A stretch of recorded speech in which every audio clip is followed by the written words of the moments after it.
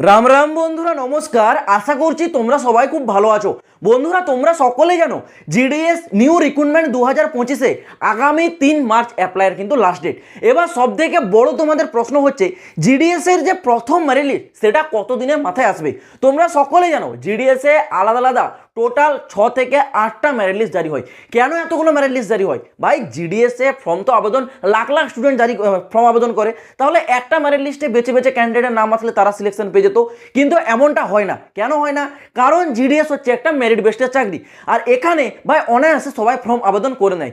এবার যখন জিডিএস এর মেরিট লিস্টটা জারি করে সেখানে তো তাদের নাম চলে আসে, তারা তো ইচ্ছে করে বাড়িয়ে বাড়িয়ে নাম্বারটা বসায়, কিন্তু ডকুমেন্টস ভেরিফিকেশনে তারা যেতে পারে না। কেন যেতে পারে না সেটা আমি তোমাদেরকে ভিডিওতে আগে বলবো, কারণ এটা তোমাদের জেনে রাখা দরকার। না হলে ভাই ইন ফিউচার যদি তোমাদের নাম আসে, যদি তোমরা কোনো কিছু ফ্রড করে থাকো, কেস হয়ে যাবে, বিরাট বড় কেস হবে। কি কেস সেটা আমি বলবো।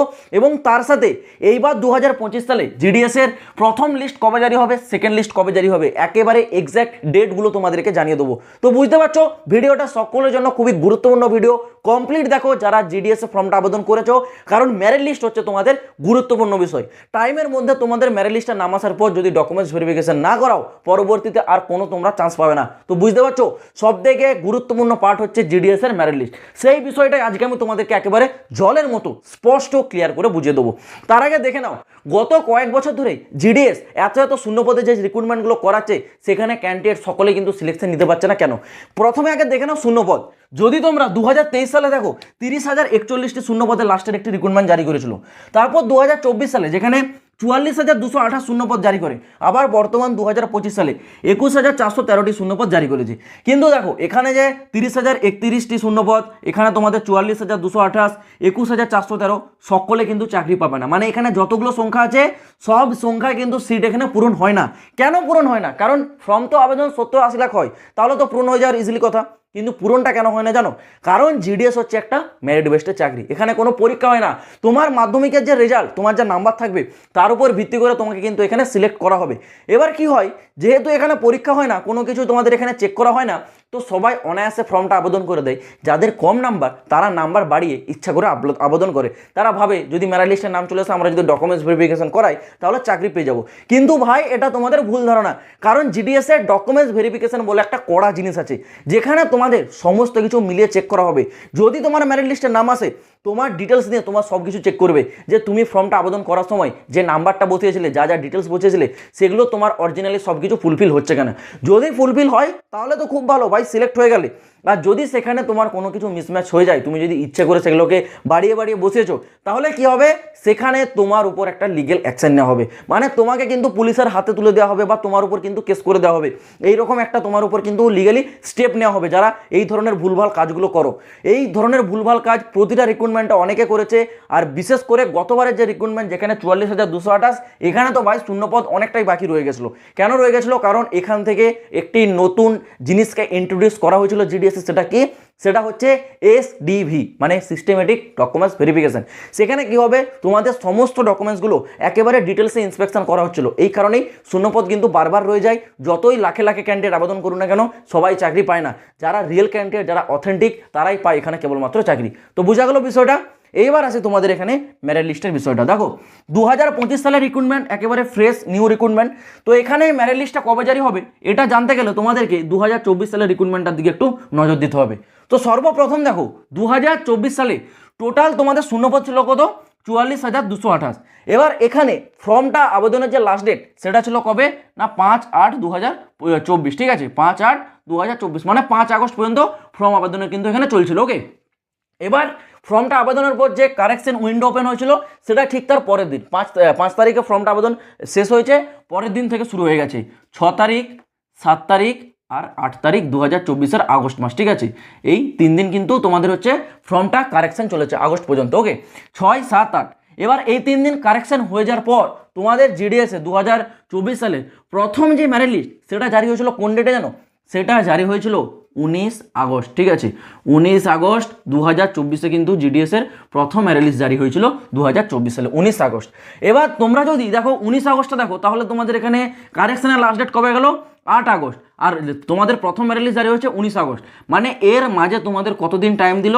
10 দিন। ঠিক আছে, 10 দিনের মাথায় তোমাদের কিন্তু প্রথম মেরিট লিস্টটি জারি হয়েছিল। এবার তোমাদের সেকেন্ড মেরিট লিস্টটি কবে জারি হয়েছিল?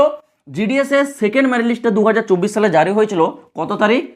17ই সেপ্টেম্বর। ঠিক আছে, 17ই সেপ্টেম্বর 2024-এ জারি হয়েছিল। মানে এবার যদি তোমরা প্রথম লিস্ট থেকে সেকেন্ড লিস্টের গ্যাপটা দেখো, তাহলে সেখানে অ্যাপ্রক্স তোমরা 1 মান্থ তোমরা কিন্তু ধরে রাখতে পারো। ঠিক আছে, মানে 1 মাস পর প্রথম মেরিট লিস্ট জারি হওয়ার 1 মাস পর সেকেন্ড মেরিট লিস্টে জারি হয়েছিল। এই গেল তোমাদের 2024 সালের ডেটা। এই অনুযায়ী তোমরা যদি এবার 2025 সালটা দেখো, তাহলে স্পষ্ট তোমরা জিনিসটা বুঝতে পারবে। কি সর্বপ্রথম তোমাদের 2025 সালে এবারে অ্যাপ্লাই লাস্ট ডেট কবে আছে না? আগামী 3 মার্চ। ঠিক আছে, আগামী 3 মার্চ 2025 কিন্তু অ্যাপ্লাই লাস্ট ডেট। তো এখনও তোমাদের হাতে কিন্তু 2 দিন টাইম আছে, যারা আবেদন করেনি 3 মার্চের আগে কিন্তু আবেদনটা করে নেবে। 3 মার্চ হচ্ছে অ্যাপ্লিকেশনের লাস্ট ডেট। এবার এর উইন্ডোটা কিন্তু 4 মার্চ থেকে শুরু হবে না। আগের রিক্রুটমেন্টে যেমন তোমাদের এখানে 5 তারিখে তোমাদের হচ্ছে অ্যাপ্লিকেশনের লাস্ট ডেট গেছে, 6, 7, 8 পরপর 3 দিন তোমাদের কারেকশন উইন্ডো ওপেন হয়ে গেছে। কিন্তু এখানে সেটা হচ্ছে না। এখানে কবে থেকে উইন্ডো ওপেন হচ্ছে দেখো, এখানে 3 তারিখে ফর্ম আবেদন শেষ, কারেকশন উইন্ডো ওপেন হচ্ছে কত তারিখ? 6 তারিখ, 7 তারিখ, 8 তারিখ, এই 3 দিন থাকছে। ঠিক আছে, 6, 7, 8 এই 3 দিন তোমাদের কিন্তু কারেকশনটা চলবে। এই 3 দিনের মধ্যে যার যা কারেকশন সেটা করে নেবে। এবার যদি তোমরা এখানে দেখো, এখানেও কিন্তু 8 তারিখ লাস্ট ডেট হচ্ছে উইন্ডো, আর এখানেও কিন্তু 8 তারিখ হচ্ছে লাস্ট ডেট। তাহলে এখানে কদিন টাইম নিয়েছে এই লাস্ট ডেট পেরিয়ে যাওয়ার, কারেকশনের লাস্ট ডেট পেরিয়ে যাওয়ার, প্রথম লিস্ট জারি হতে 10 দিন। তাহলে তোমরা এটাও দেখো, এখানেও তোমরা কিন্তু 10 দিন যদি তোমরা চেক করে দেখো, তাহলে তোমরা পেয়ে যাবে এই মার্চ মাসের তোমরা 17 তারিখ নাগাদ। ঠিক আছে, 17 তারিখ, 17ই মার্চ নাগাদ তোমাদের জিডিএস এর প্রথম মেরিট লিস্ট তোমাদের জারি হতে পারে। এবার ডেটটা একদিন আগু পিছু হতে পারে, হয়তো 17 মার্চের জায়গায় সেটা 18 মার্চ হতে পারে, বা 19 মার্চ বা 20 মার্চ। মানে তোমরা অ্যাপ্রক্স ধরে রাখো 10 থেকে 12 দিন বা 15 দিনের ভেতরে। মানে তোমাদেরকে যদি একটা অ্যাপ্রক্স ভ্যালু বলি, 20 মার্চের আগে জিডিএস এর প্রথম মেরিট লিস্ট তোমরা পেয়ে যাবে। ঠিক আছে, এবার প্রথম মেরিট লিস্টের পর তোমরা সেকেন্ড মেরিট লিস্ট পাবে কিন্তু 1 মাস পর। ঠিক আছে, যেটা হয়, যেটা গতবার রিক্রুটমেন্টও 1 মাস পর কিন্তু এই ডেটটা পেরিয়ে যাওয়ার 1 মাস পর কিন্তু তোমাদের দ্বিতীয় মেরিট লিস্টটা এসেছিল।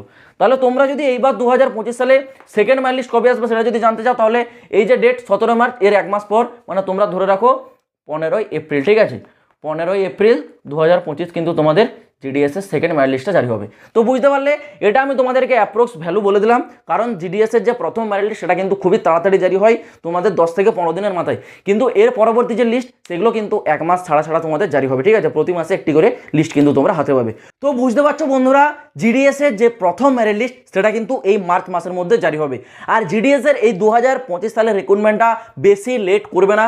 মেরিট লিস্ট কিন্তু পরপর তোমাদের জারি হবে, হয় একটা মেরিট লিস্ট জারি হওয়ার 20-25 দিন নাগাদ আবার একটি মেরিট লিস্ট জারি হবে, কারণ জিডিএস এর আবার একটি নতুন রিক্রুটমেন্ট করানো হবে জুলাই মাস নাগাদ। তো বুঝতে পারছো, এই রিক্রুটমেন্ট প্রসেসটা খুব ফাস্টভাবে করানো হবে, কারণ জুলাই মাস নাগাদ আবার জিডিএস এর একটি নতুন রিক্রুটমেন্ট করা হবে, যেটা 2024 সালে হয়নি, কারণ ইলেকশন চলছিল সেই সময়। ইলেকশনের কারণেই 2024 সালে একবারই রিক্রুটমেন্ট জারি করেছিল, কিন্তু 2025 সালে 21,413 একটি রিক্রুটমেন্ট জারি করেছে। আবার তোমাদের অ্যাপ্রক্স 30 থেকে 35,000 শূন্য পদে আবার একটি রিক্রুটমেন্ট করাবে, যেটা আসবে তোমাদের জুলাই মাস নাগাদ। তো তোমরা কেউ চিন্তা করবে না, জিডিএস এর প্রতিটা ছোট বড় লেটেস্ট আপডেট সব থেকে আগে পেতে গেলে এই চ্যানেলটা কিন্তু সাবস্ক্রাইব করে রাখবে। তো চলো বন্ধুরা, আজ ভিডিওটা এই পর্যন্ত থাক, দেখা হচ্ছে আবার পরের ভিডিওতে নতুন কোনো আপডেটের সাথে। জয় হিন্দ, বন্দে মাতরম।